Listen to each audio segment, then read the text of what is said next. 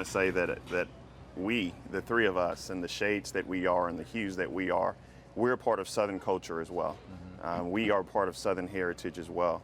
And I don't want to bore Mr. Hines with the history of the flag being put up in 1962 in response to civil rights gains. Right. But what we do know is that last Wednesday, to show honor to that flag, Dylan Roof went into this church behind us. To show honor to that flag, he shot 9 people. To show honor to that flag, He murdered. he murdered 9 people. He reloaded that clip 5 times after worshiping with those people.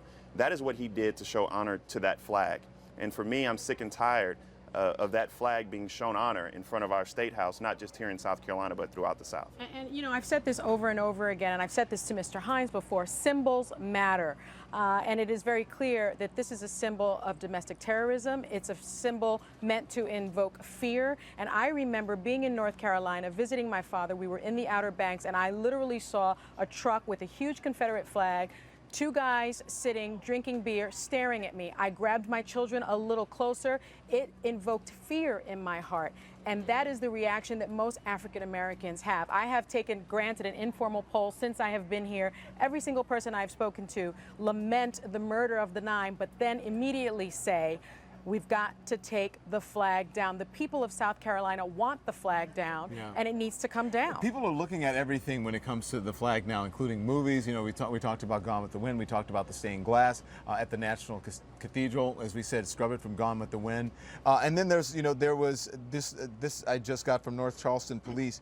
There was a sergeant that was terminated. A sergeant, what is his name? Shannon Dildline. He posted a picture of himself wearing Confederate boxers on the internet, and he was fired from that. So, Pat, do you think this is a cleansing of culture? I mean, why would someone have a display like that, considering what's going on? Let Pat answer, and I'll let you guys get in. Well, I can't address somebody that takes photographs of himself in his underwear for no matter what's on them, but trying to link the Confederate, the battle flag at the War Memorial to this young man, or this young murderer, is absurd. It was disingenuous. It's dishonest. Why is it absurd? We don't have any relationship with him whatsoever. You hear many white supremacists But it's me. I don't know what he was. So many white supremacists who are giving honor to this flag, who are wearing this flag. You cannot deny that. To deny that is a denial of reality. People can wear what they want. That's part of freedom of expression. I'm sure you.